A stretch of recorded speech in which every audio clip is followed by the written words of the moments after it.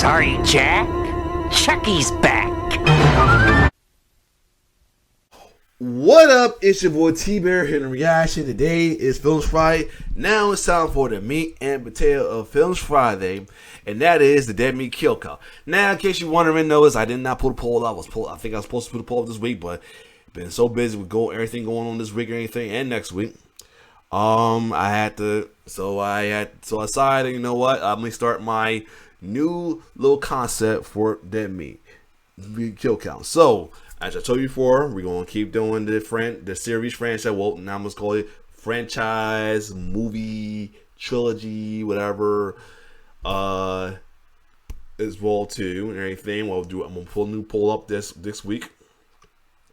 This coming week or anything, and for some we might have a giveaway of what might be the winner, because as it was announced that there'd be a recount, a certain recount. But as well as we got the usual polls, which I will do next week. I will remember to do this week as well too, and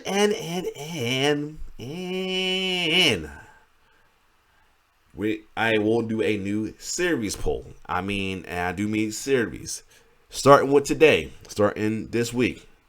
Not a series poll, a series a week, starting today. So first one we're going to is kind of a continuation from a franchise week, and that was the Child's Play Chucky franchise as well too, which I finished off with Code of Chucky. So now we about to do the Chucky season 1 kill count from 2021, and I'm going to do with these. I'm going to do the first half, like 30 minutes of it and everything. So after a certain amount of kills, if we get close to 30 minute mark after the kill around that, I will stop, because I don't want to give you a hour long reaction, and those might make it longer than it is already, and as well too. Press for me, pausing, point stuff out, or everything as well too. And once I'm done the Chucky series, because folks want, a lot of y'all was main reason I'm doing this, because a lot of y'all was begging for it, and it will be get a good way in the poll as well too. I'm going to do a kill count reaction, breaking it down, of course, to the Stranger Things series. So that's why we have in that as well too. So one week the series. Next week, one week, the poll picks. Another week, whoever's gonna be the new franchise pick as well too. So anyway, without further ado, we're gonna check out the Chucky season 1 kill count, and I must say this series, season 1 and season 2, was wow. And I gotta say, there's some cool kills on this one, but in my honest opinion, season 2 has some way crazier kills, brutal kills. I'll say that for sure. But it was some kills on here that was pretty brutal. But season 2 definitely had the better kills for sure. So when you do that, whoo, it's gonna be fire. I will do Stranger Things series of season 2 kill count. If this come out, when they come out, I'm gonna check it out though. Now I know a lot of folks been asking about other kill counts such as Halloween Inn and Terrifier 2. I'm waiting for Dead Meat to do that. All right, I'm waiting for Dead Meat. Okay, and I know you had when we see that Terrifier 2 kill count. I heard the Terrifier 2 kills is way more brutal than the first one. Oh boy! But anyway, we're gonna check out the Chucky season 1 series. This was awesome.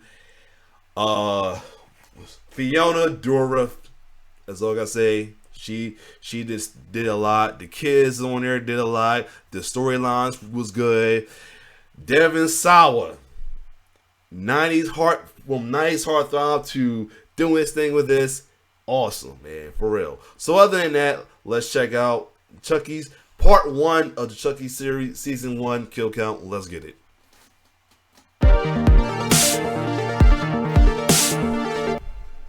Welcome to the Kill Count, where we tally up the victims in all our favorite sure is horror pretty media. tough and I'm James cool. A. Janice, and today we're looking at Season 1 of the Chucky TV series, released on Sci-Fi and USA in 2021. 7 movies in, the Chucky franchise had built up an intricate and continuous lore, with its latest film, Cult of Chucky, ending in a number of intriguing cliffhangers. To continue the story, Chucky creator Don Mancini set his sights on the small screen, inspired by his time as a writer and producer on the horror series Hannibal and Channel Zero. He figured that 8 hours of storytelling would let him explore the sprawling Chucky canon more than ever before, and even delve into something that fans had been asking for, the backstory of Charles Lee Ray. There was a brief hiccup in the form of the 2019 Child's Play remake. MGM still holds the rights to the original Child's Play, so they created that AI buddy doll film against Mancini's wishes. He was worried that if it succeeded, Universal might pull the plug on the TV series, since audiences could get confused about multiple Chucky properties. I commiserated with his worries when I covered the remake on the Kill Count, delving into a 6-minute intro explaining why my loyalties lie with Don. In the end, the remake didn't cause a big enough splash to deter the Chucky series from being made. And thank Dumbala it didn't, because the Chucky TV show is everything I hoped it would be. Chucky's going after kids again, but unlike Andy, Tyler, and Alice Pierce, his newest targets are middle schoolers. The young teenagers present fresh problems for him, since they're not as gullible as 6 to 8-year-olds. I'm your friend to the end.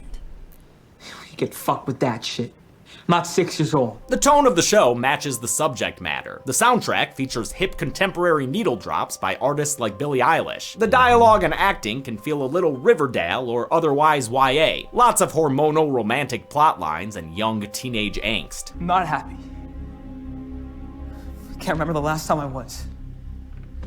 Me neither. I don't have an issue with any of that though. I mean, we've seen the cute kid shtick plenty of times before and suffered through the dumb love of young adults with Jade and Jesse. Giving Chucky a new demographic to mess with continues the franchise's trend of always trying something different. Plus, I think it's a great way to get a new young audience interested in the character. This show makes And it did, because you see the Twitterverse on it, they'll love it. They love it. Chucky modern and cool. The show takes place in 2021 and returns us to Hackensack, New Jersey, the hometown of Charles Lee Ray, previously seen at the end of Bride of Chucky. It's where Charles Lee Ray was buried with a Heart of Damballa amulet. Interestingly enough, Andy Barclay's actor Alex Vincent also went to Hackensack High School in real life. Chucky targets a group of kids who are alienated from the adults in their life, a situation he's always taken advantage of. Using psychological manipulation, he turns people against each other and exploits their personal tragedies, all with the end goal of getting one of these kids to kill somebody. Why is he peer pressuring them when he's more than capable of killing by himself? Well, little meaties, only one way to know. Let's find out and get to the kills. The series begins with a point of view shot, similar to the beginning of Seed of Chucky, which itself was a reference to the beginning of Halloween. We'll check back in with his Judith Myers surrogate later though. Right now, it's Chucky time! Look at them big blue beautiful doll eyes. Chucky is purchased at a yard sale by floppy-haired middle schooler Jake Wheeler. Jake's a stand-in for Chucky creator Don Mancini, who wrote and directed this first episode and who showruns the whole TV series. 14-year-old actor Zachary Now I'm looking back, they talking about Mancini's sexuality. That explains why it was incorporated in this series, when I definitely support as well too. I mean, I'm always a supporter of the LGBTQ many letters as well too, because I'm not, but I have friends, I have family members. I think I have family members. Either way, I'm always supportive of it. I mean, because I don't have nothing against it. You know what I'm saying? I always have big support of it. You know what I'm saying? Because they need your support no matter what. Arthur strongly resembles a young Mancini and had already cut his teeth in horror in the 2017 film Mom and Dad. Though Arthur's yes, there we go. I knew it was another horror that Nicolas Cage did. I knew it. So it's Mom and Dad. Okay. Wow. He was in there as a little kid. Wow. I kept saying because I said it because I did a reaction to the Renfield trailer, and I said that this Nicolas Cage about to be the new king of horror in a few minutes. He's been featured in a lot of horror films with Willy Wonderland, and Manny, and now this. But I knew it was something else that he did. Mom and Dad. Thank you. And it's probably more too. But anyway, let's keep going. facial expressions can be a little limited sometimes. I think he's appropriately awkward for this role. Jake's bought the good guy to use in his doll art, like Mount Dalsuvius and Good Golly Dolly over here. Before he can add Chucky's enormous big-ass doll head, his dad gets home, and he is not happy to see his son with a doll, no matter how polite it is. Hi, I'm Chucky, and I'm your friend till the end. Heidi-ho, ha ha ha. Lucas Wheeler doesn't understand his son, or more likely is in denial You already know he's I'm talking about Devin. He's a dead meat vet. about who he is. Maybe you could, ask a girl to a movie. It's a painful alienation for the young gay teen, especially since the family's mom died in a car accident 6 years ago. Lucas is the only one Jake has. The tension is worsened at a dinner with Lucas's twin brother Logan and his family, wife Bree and their son Junior. Bree is played by Lexa Doy, who was in Jason X's Final Girl Rowan. And with the Wheeler brothers, we get a double performance from Devon Sawa, kill count veteran thanks to Final Destination and Idle Hands. I was excited enough when I heard my boy Devon Sawa was cast in this show, but to then find out he plays two characters who are drastically Make it 3. If you make it 3 for season 2. different from each other? Hey, could be 4 on season 3 because they gonna get. I think they gonna get recast. I think they gonna recast him again. They just gonna keep him around. I think it'll be like the homie from the Flash series. The one to play Reverse Flash and all. He's gonna be brought back so many characters on there. Hell yeah, man. While Lucas is a struggling blue-collar small business owner, Logan and Bree are well off and bougie, with Junior being raised to be a track star just like his overbearing father was. You're gonna need another extracurricular. Harvard's gonna want 3. Junior starts making digs about Jake being gay, bullying the kid in front of his increasingly irritated father. It's the 21st century, it's cool to be gay now. Out of frustration, Lucas breaks a glass He's 13 years old, he doesn't know what he is. and his son's heart. 14. The breakage continues after his brother's family leaves, since Lucas takes a bat to Jake's art project. It's a hateful act that's perfectly captured in slow motion, showing how painful this is for Jake. No more dolls, Jake. Ever. I wish you were a nice dad, Devon Sawa. The only survivor of the doll-pocalypse is Chucky, because goddammit, that little bastard's hard to kill. Jake finds out Chucky might be worth enough to get him into art school, so he reluctantly takes the doll to school with him to keep it safe from his dad. Jake ignores the mouth breathers and focuses on Devin Evans, a boy he has a crush on who runs the Hackensack True Crime podcast. I'm sure you can guess who its most famous subject is. One of the most notorious serial killers in history, Charles Lee Ray. Too bad Devin's friends with Junior, and Junior sucks. Junior's dating Lexi Cross, who, like Junior, also sucks. She likes to bully Jake about being poor. Being financially At first, man, and talk about character development.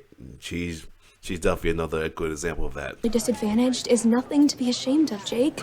Right? That little right always gets a laugh out of me. Lexi's bullying goes cyber when she makes a GoFundMe for Jake and sends it to everyone in their class. This does not please biology teacher Ms. Fairchild, who don't take no shit. I can't stand this. I can't wait to find out who she is though, because the fact that she's gonna be somebody too. She's supposed to be somebody too, because especially the end of the way she was in season 2. I can't wait to find out who she used to be, if she's like somebody from a previous movie or something. Pussy. Oliver, mind your fucking business. She tries to discipline Lexi, but is like threatened her. since her mom is. Don't kill her, please. I'm glad they spared the black nun. Don't spare her, please. I got a feeling they won't spare her, please. The mayor of Hackensack. And if you try to stop me or penalize me in any way, my parents will sue the school. That night, Jake gets a call from a potential doll buyer, who's less concerned with the doll's condition than he is with its name. Is his name Chucky? Andy Barkley's anonymous phone call spurs Jake to look up good guy violence in an Internet search. He finds news stories about kills from the original Child's Play trilogy. I love how all these headlines are given equal weight. In this universe, an elementary school teacher's life is just as important as a CEO's. Following Andy's advice, Jake checks the good guy's batteries, only to find that there are none, just like Andy's mom did 30 years prior. He stuffs it into a trash can, making me think of Kyle in Child's Play 2, or Sarah Pierce in Curse of Chucky, and heads to the middle school's talent show just in time to see Devin tinkling the keys, which actor Björgvin Arnarsson actually performed in real life. Nice. The talent show is the first episode's set piece, and the first time the whole cast was together on set. It's shot in a very De Palma way, possibly Mancini's biggest stylistic influence, with split screens as Lexi bullies Jake in front of the whole school. She's only stopped by the show's first appearance of Brad Dourif's voice. Hey, Lexi, Lexi, why don't you pick on someone your own size? With Brad's VO track, Chucky's back, and he tells Jake to take him on stage so he can put on a show. I'm your friend to the end. You get that now, Jake, right? Chucky's a little bastard, and it fucking rules. In case I'm like having a little act like it's my first time seeing this. It's been a while since the first season, so this is a remembrance to me.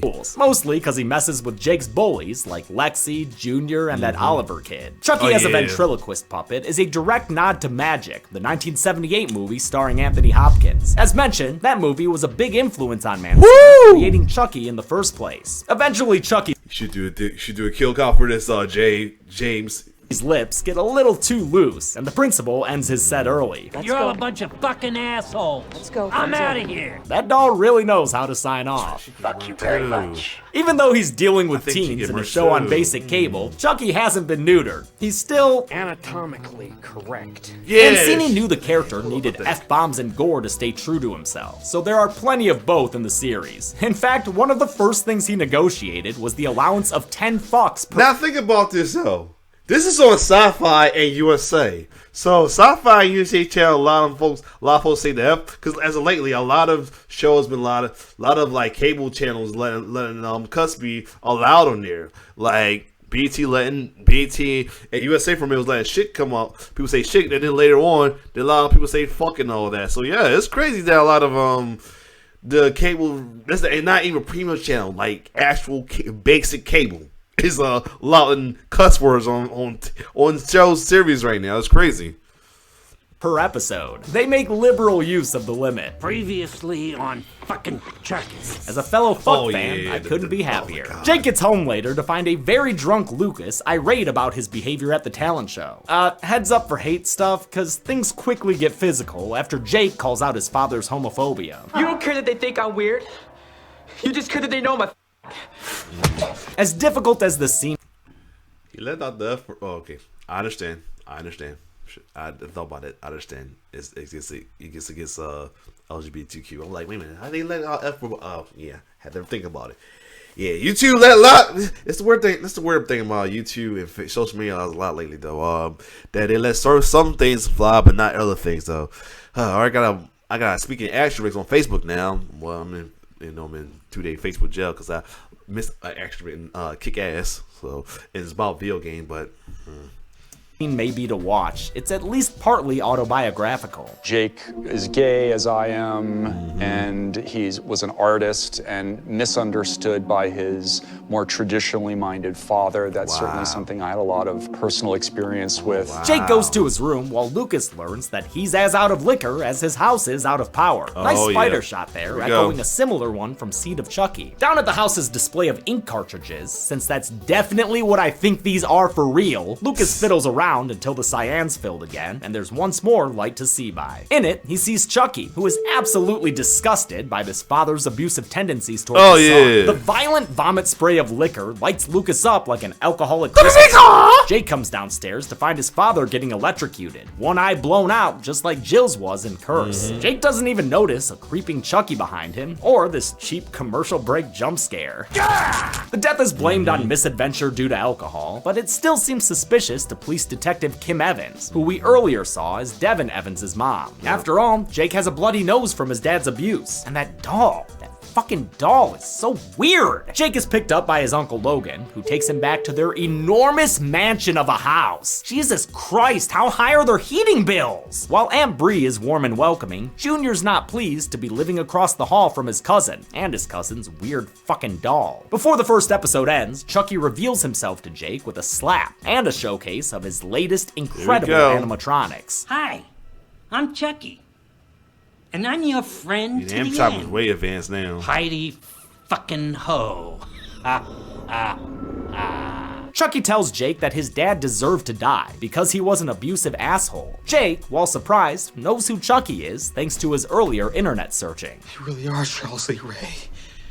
But my friends all call me Chucky. and it was Chucky's POV that we started the series with, little Charles Lee Ray in 1965. We'll learn all about Charles in flashbacks throughout the show, but one thing's clear already, this kid ain't been right from the start. Jake returns to school a week after his dad's death. Lexi is still talking shit, while Junior is more humane about his uncle. He was a drunk. It was like an accident waiting to happen. It's actually really sad. I really liked Teo Briones' performance as Junior Wheeler. It'd be easy to make this character a one-note little shitbird, but Briones gives him shades of humanity. He's also written with a lot of sympathy because of how much pressure he's under thanks to his dad. Dad, state's not till the 15th. We don't want you getting injured a week before the most important race of your life. Devin stops Jake in the hallway to commiserate since his dad also died when he was young. He invites Jake to a Halloween party that night and says he should bring Chucky along. You two really killed the other night. At the talent show. Right now, Chucky's at home, making life miserable for Annie, the Wheeler family housekeeper. If only she didn't wash up his knives, he wouldn't have had such an Always gotta remind the audience that the branding is wrong. Chucky is not a good guy. Ooh, that kill got me so good. Ooh, that kill. Ooh, that kill right there. Jesus Christ, I remember watching that. Oh my God. Whew, that kill right there was brutal. That might, I want to probably be in a candidate for a Golden Chainsaw. Well, it's a couple ones, but definitely is a good candidate for Golden Chainsaw. Body is found by Jr. My God. Put away by the police. Man, Hackensack's body bag business is booming. I love the commentary here where Bree and Logan claim that Annie was like family to them, only to be unable to answer where she lives or who her family is. Detective Evans' partner, Sean Payton, openly voices his suspicions towards Jake. It gets Logan and Bree defensive of their nephew, but also maybe a little concerned. Jake is pissed at his new friend to the end for killing Annie, and for reading his journal. You should just call it Devin. But Chucky's just teasing. He's more accepting than Jake's late father. I have a queer kid. You have a kid. Oh. Gender fluid. And you're cool with it. I'm not a monster, Jake. Chucky promises that Annie's death was an accident, but says that Jake should purposefully kill Lexi. Like his dad, she deserves it. She did tease him in front of the whole school after all. Chucky's always been manipulative, but it's easier when the kid is 6 years old. Jake is not 6 years old. Not 6 years old. See? That means instead of appealing to authority, Chucky's gonna have to exploit emotional insecurities. Lexi Cross is at her home, Hackensack's mayoral mansion. Her mayor mom is Michelle Cross, her dopey dad is Nathan, and her younger sister is Caroline, who's been psyched about Chucky ever since seeing him at the talent show. She's already drawing Chucky fan art. I wonder if she could draw him on a dinosaur. The Cross parents are proud of Caroline's latest interest. They have less patience for Lexi's snark. Lexi, your sister has a gift. And she's better at this than you've ever been at anything in your entire life. Oh, damn. Michelle tells Lexi she has to take Caroline trick-or-treating, but Lexi ain't gonna let that stop her from going to Oliver's Halloween party at another absurdly large mansion. What the fuck do these parents even do? The ginormous houses in this series are a good reflection of its higher budget. I couldn't find any exact numbers, but it sounds like they got a lot more money than they had for Curse and Cult. I thought, wow, it's like we've hit the big time, because sometimes with those Chucky movies they would be like, oh, you want to make another Chucky movie, okay, here's 27 cents, and we'd be like, okay, nobody drink the coffee, we need that money to pay the ADR. It's not just the square footage of these places either. The production design is great, done by Craig Sandels, who returns after working on the Gothic Mansion in Curse and the Blinding White Asylum in Cult. I especially liked his work at Perry Middle School, which was done up in red and black to evoke The Shining. Junior's heading to the party, dressed like his dad in his glory days, and while Jake intends to stay at home at first, he's forced to hit the town when he realizes Chucky is gone. That little bastard is out trick-or-treating in a Hello Kitty mask. Hi, I'm Chucky. Wanna play? He hits up a woman named Gladys Kravitz, played by Jamila Ross, giving a delightful performance. When I was your age, I was high as a kite. You have a good time. Chucky asks Gladys where the party at, because Chuck is on the way where the Bacardi at. She tells him, and as thanks, he gives her an apple with a shit, yeah! She reports the trick and gives a description of Chucky's good guy outfit, furthering Detective Evans' feeling that something just ain't right. At the party, Junior finds Lexi in a bedroom and asks her to be careful of Jake. Earlier, he found her profile on his laptop, not knowing it was Chucky doing victim research. She talks down to him for trying to protect her, because Lexi is dismissive of her boy toy. toy. At least she has good taste in Elijah Wood horror movies. Come to daddy. Come to daddy! Jake gets to the party, worried that Chucky is there to kill Lexi. But before he can find her, he and Devin are shoved into a closet by the party host Oliver. 7 minutes in hell! It doesn't even rhyme, you dumb idiots. Devin tries to get Jake to open up to him, but Jake's issues with plastic people are too much for him to share. They're let out of hell without any fun sins having passed between them. Chucky has found Caroline and is playing video games with her. He thinks fake killing is lame though. You can kill the housekeeper. You can kill the babysitter. You can even kill your sister. Just like he was doing with Jake, Chucky's trying to convince a kid that killing is cool. Here, he'll show them. Check out this stab through the bed. This stab through the bed. Damn it, maybe next time. With the makeout sesh completed, Lexi changes into her Halloween costume, which turns out to be Jake's dad as he was electrocuted to death. Wow, it is hard to hate a character more than Lexi right now. It's so cruel it even gives her brief pause before she gets back to yucking it up. Jake nearly leaves, but comes back to confront Lexi when he sees Chucky about to attack her with a knife. Jake stops him and flees from the party with the doll, back to his aunt and uncle's home. There, Chucky apologizes for hitting him earlier. I promise I will never do that again. Heard that before. Chucky's dialogue to Jake is very much that of an abuser. The show deals with bullying, obviously, which Chucky is kind of the poster doll for. Whether emotional, verbal, or physical, that little bastard has abused and harassed countless people. And right now, his manipulation seems to be working. He reiterates that Lexi deserves to die, and Jake takes the knife to show off his blade face. Chucky chillaxes and tells Jake it'll be easy to kill Lexi with a knife. Oh, no, I'm just noticing he put in the episodes in the left little corner of it. I didn't realize that. Because I wonder why the Chucky logo kept popping up. Hard. Okay. Try choking someone with these. They are little plastic baby hands. But Jake still isn't sure that he's a killer, unlike Chucky, who's been a killer for a long time. He flashes back and reminisces about his first ever victim. You gotta find that special someone. It's the first of many times this series equates killing with sex, a metaphor mostly explored in Charles Lee Ray's backstory Flashbacks, which, by the way, are done in such a fun style. They're a joy to watch. In the present, at Perry Middle School, Devin tells Jake he feels bad about Lexi's Halloween costume. I wish I could, protect you or something. Jake is thinking you can protect Dad's shoulder if you'd like. After school, Jake considers his murder options for Lexi. Maybe go Grim Reaper on the gal? A little Friday 5? Ooh, some Bay of Blood, a classic. And an underrated kill count, I might add. Lexi shows up at Jake's murder garage, asking if she can have Chucky. Her sister Caroline has become fixated on the doll.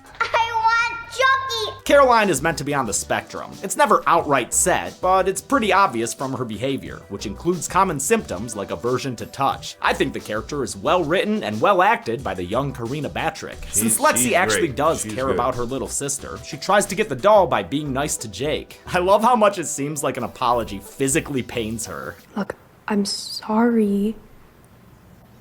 I hurt your feelings. Again, and she can't even commit to the face turn. Even though you're like a weird social tumor who's creepy AF. Like I say, character development for sure, though. But I'm trying to remember, I kind of talked over what he said a little bit. Hold on, my fault on that. All by being nice to Jake. I love how much it seems like an apology physically pains her. Look, I'm sorry. I hurt your feelings. And she can't even commit to the face turn. Even though you're like a weird social tumor who's creepy AF and you thought you couldn't mess with. She does have a baby face. She should turn baby face later on. Me at the talent show. Jake tells Lexi to fuck off, but take it as a win, Lex. Goes up to a minute ago, he was about to murder you in a split diopter shot. In his room later, Jake regrets backing down, especially with Chucky chastising him. It's called completion anxiety. This is a callback to how Nika taunted Chucky in Curse over his failure to kill Andy Barkley. You know, it's called completion anxiety. It's very common in males. Chucky says he can take care of Lexi for Jake. Just give him the knife and drop him off at the cross house. Easy peasy. Here you go, Caroline.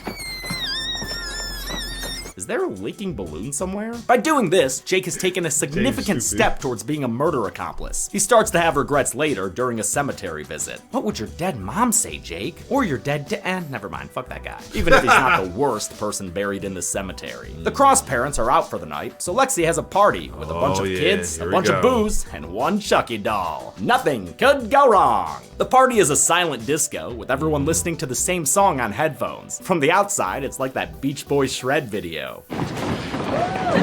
Lexi shows a shred of humanity when she agrees to sing Caroline to sleep. Hilariously, it's Blue Oyster Cult's Don't Fear the Reaper. Seasons don't fear the reaper. Nor to the wind, the sun, or the rain. Aw, that was And real she's nice. a good singer. She actually played a young Reba McEntire. No, a young Dolly Parton in the movie. And one of the Dolly Parton young movies. Lexi, think it'll keep Chucky from killing you? Hey, kid. I'm gonna go kill your sister. You wanna come? I guess not. Chucky gets his calmly stab says on, that. but it's not Lexi like he thinks. It's that kid Oliver. Oh, shit. My bad. Doesn't really matter to him, though. He repeatedly stabs Oliver in the back and side. This isn't the best looking attack. Some of those look like the stab equivalent. And we could probably see this. This probably could be a good candidate for the dull machete. Of Shane McMahon's punches. Cumulatively, they get the job done. After more than 30 of them, Oliver is dead. Them damn Shane McMahon punches are weak as fuck, though. Another flashback takes us to a time when young Charles Lee Ray awoke to a commotion in the house. A serial killer, reported earlier on the radio, had broken into their home and murdered Charles's father Peter with repeated stabbings to the chest. Charles and his mother Elizabeth fled upstairs and hid in a closet Laurie Strode style. The Hackensack slasher followed to finish off the job, only to open the closet and find that the work was already done for him. I helped.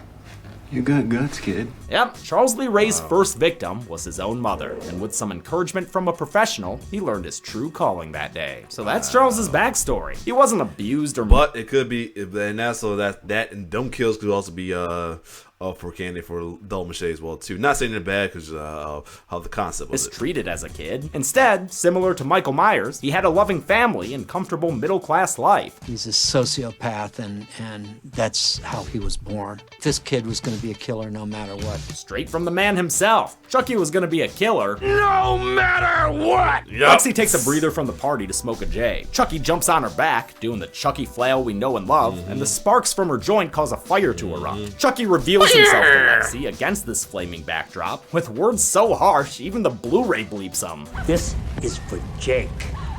You fucking little... Chucky, you are just the little tyrant king of nastiness. Also, how y'all kids ain't feel that heat? Looks like that fireball was a practical explosion, comped into a separate shot of the kids dancing. The shot of fire racing across the banister is an homage to the Changeling, previously referenced in Curse of Chucky, with the eyeball bouncing down the stairs. We never see the conclusion of Chucky's fiery attack, and that's always disappointed me. Instead, we go to the hospital, where Jake sees the consequences of his actions. Mostly a lot of teens on ventilators. At least Devin seems okay. Hi. Hi. Lexi's shook because now she knows the truth.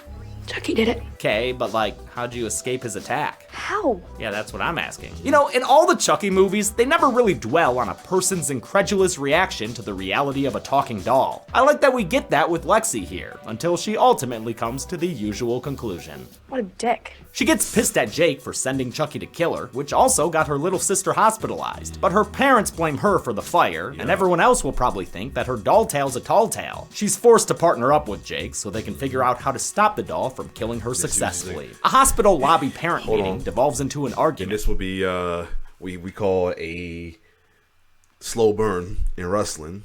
She's teaming with her face. You know, she's still hell, but she's kind of leaning towards Tweenaville right now. Since Logan blames Lexi and the Cross family for the fire that damaged his son's lungs. It's a great interception of these characters. Just back off a second, okay? Oh, shit, look who decided to show up. I'm glad the Chucky series has compelling adult characters to go alongside the kids. I especially enjoy the dynamic between the Wheelers, and how Logan needs Junior to love cross country like he did. I want to hear it. I love cross country. Boy. Since Detective Evans keeps grilling her kid about Jake's doll, he uses the internet to look up pictures of Jennifer Tilly. Learn about Chucky and his past. Oh, hi Nika. This segues into another flashback, one that takes place when Charles Lee Ray was at an orphanage in the 70s. Great updated fashion and color palette from the previous episode's flashbacks in the 60s. Props to costume designer Catherine Ashton for finding authentic vintage threads. Or are they retro? Charles manipulated the younger kids at the orphanage and led them on a Stand By Me quest to find a dead body. It's a janitor who worked there, whose throat Charles has slit, and whose hand has been cut off so he can be the Captain Hook to Charles's Peter Pan. Two of the kids flee, but one stick-poking bastard earns Charles's respect. He repeats what the Hackensack slasher once told him. You got guts, kid. I Whoa, what the fuck was that? Weird fucking decision there. We knew that was Chucky already, so I don't know, I guess they were just having a little fun. Later, we see that the janitor's death caused Charles Lee Ray to flee the orphanage, but not before he left a gift for his kid protege. The gift was the janitor's hand, and that kid was Albert Einstein. Just kidding, he was someone else. Eddie Caputo. Oh! Series Oh!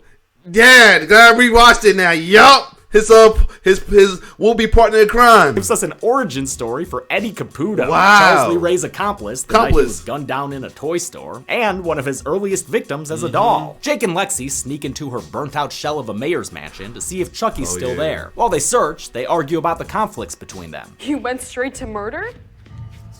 You dressed up as my dead dad in front of everyone. Yeah, both those things, pretty fucked up. The argument ends up accidentally pushing Lexi over the edge in an homage to North by Northwest. Jake catches her on the way down, but that's when a fucked up Chuck up and emerges from the shadows. Mancini loves finding new damaged appearances for Chucky to have. Old Burnt Boy tells Jake that all he has to do is let go. The world's gonna be better off without her. Just one less little vicious Karen on training wheels. Jake says no, he's not a killer, and he pulls Lexi up while the doll does his best to reach her. Sorry, not a chance, Chuck. The doll becomes still when Detective Peyton walks in and tells the kids to come with him back to the hospital. He'll take Chucky too, since Detective Evans has been asking about it. Ugly fucking doll, if you ask me. They get to the hospital where Jake is pulled aside by Detective Evans. Lexi thanks Jake for not letting go, solidifying their unlikely friendship. And that's where we have our official tweener to slowly face turn from Lexi. It's nice to see them on good terms. Actors Zachary Arthur and Olivia Allen Lind had actually known each other for 8 years already, since they were both on Transparent back when they were real young, like 5 years old or some shit. Lexi looks for Chucky in the hospital, only to run into Devin, who says he learned about Chucky on the internet, so it must be true. Together, they determine that Chucky the doll is possessed by Hackensack's most infamous killer, Charles Lee Ray, aka the Lakeshore Strangler. But he never really strangled anyone. I mean, he was more of like a mangler. Yo, that's what I've been saying. He's much more of a stabber. Detective Peyton takes Chucky into Caroline's room, then ransacks the snack rack. Chucky knows those are meant for Caroline, so he throws a scalpel into Peyton's back. Oh, wait, no, dude, don't fall back. Oh, no! Straight through the spine, paralyzing him. It's a much more graphic version of the attack on Sullivan in Child's Play 3. Chucky sticks his hand into a needle bucket and takes advantage of Peyton's immobility. You might feel a little prick. He proceeds to go nutso with the needles, mincing Peyton's chest and injecting him with a whole bunch of drugs. The cocktail makes him bleed out, like Eleven was killing him with her mind. God, I love hospitals. Speaking of 11, just saying.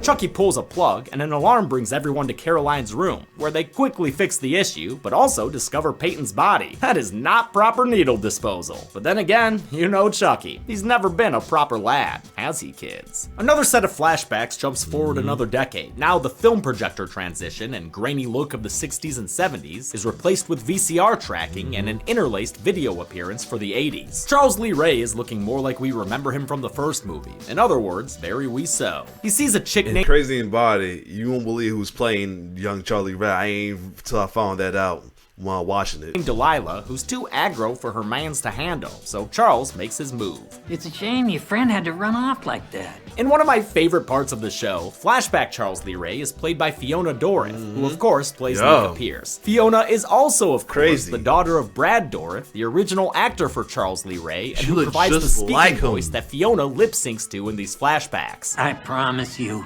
I'm not like And they did a good ass job. This is hilarious. They did a good ass job with that too, because she looked just like her dad. On so many levels. In Cult, Fiona had to play Nika, possessed by Charles Lee Ray. In other words, she had to play her dad in spirit, and now she's doing it physically. It's also funny that her dad played Ray, and then she played Ray, and now they're playing Ray together. Finally, the casting fits with how the Chucky franchise is always playing around with gender. It also seemed very on brand for our franchise, having Fiona Dourif, a woman playing a cis male role. Fiona already resembles her dad a lot, so all they had to do was apply minor prosthetics to her nose and chin and make her eyebrows a little bushier. She was honored to take on the role, though acknowledged how strange it was to play her dad. It was so weird. It was so weird. They did a good ass job with this. That's all I got. It was weird. Charles and Delilah pick up another woman who they take to the Hotel Hackensack for HLA. When Charles breaks out a knife, the new girl doesn't skip a beat. Do it.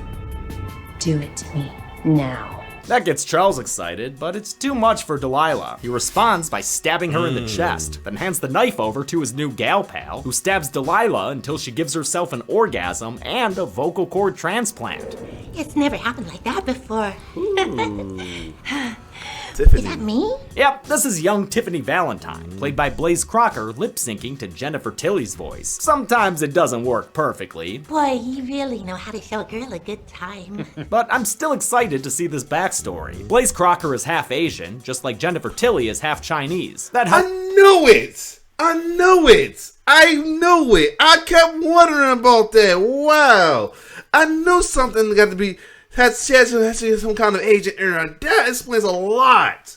I knew it. I thought it was just she had squinty eyes. I didn't think that. Wow. Help Tilly deal with the fact that someone else was now playing her favorite character. Well, I always knew this day was coming when they bring in a younger Tiffany. In present day, Chucky and Tiffany return to the Hackensack Hotel. This Chucky being the one in Nika's body, as per the end of Cult. I call him Chuck Nika, rolls right off the tongue. Chuck Nika's new body hasn't deterred Tiffany's lust nor her bloodlust, seeing as how there's the body of a bald dude on the floor of their suite. There's also a live dude tied up who has to bear witness as Tiffany and Chucky fall into their usual arguments. My mother always told me, never let a man cock block you from what really makes you happy.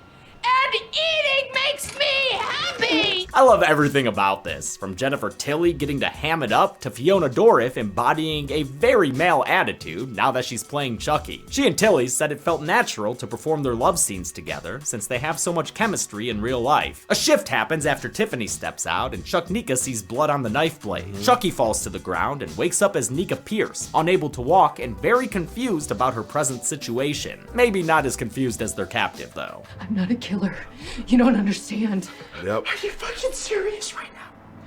I watched you murder. She gives the guy, and the audience, a little recap of her two films, the murder of her family in Curse, and her time at the psych ward in Cult. That adventure culminated in Chucky splitting his soul and putting one of the pieces in her body. Nika tries to help her captive escape, but gets a backhand in return, knocking her out as Tiffany comes back to find her on the floor. Find him on the floor, because thanks to that attack, Chucky's back. And Chucky doesn't want to let Tiffany know about this latest development. Best if we keep this Nika bullshit between us, huh? Damn, Chucky, that's cold. Guy almost got away. Caroline finally wakes up in the hospital. We're gonna stop at this. Well, I'm gonna at least sounding like a good gal doll. I like to be hugged. She's not a fan of Chucky's left on the stove too long look, so her dad Nathan tosses him down the garbage chute. Hope he doesn't get picked up by a Jack Black looking dude. He lands in a pile of drugs and winds up looking like something out of Meet the Feebles. God, I love hospitals. Later, the kids check for him in the sawtooth syringe pit, but it's too late. The doll is out of pocket again. They try to figure out what to Alright, cool. I'm gonna stop it at here. Let me see. I'm gonna stop it at this. So that's part one of the Chucky season 1 kill count right there, though. Don't want to push it too far or anything, but this was good and everything. Next week will be the poll week, and then week after that will be whoever's be the winner of the franchise poll as well too. I'm gonna do that the week after as well too, so it won't be intertwined. Unless I find out that because the one recount that has been out, I want to put them on there already and anything, nor leave it out because no folks will see it, but as well too. But so next week will be the poll, then the week after that will be the franchise poll. They start the next franchise, and then a week after that we return to the Chucky series, Chucky season 1 kill counts. But other than that, if you like my reaction, like, share, subscribe to my YouTube channel. It's your boy T-Bear signing off. One love.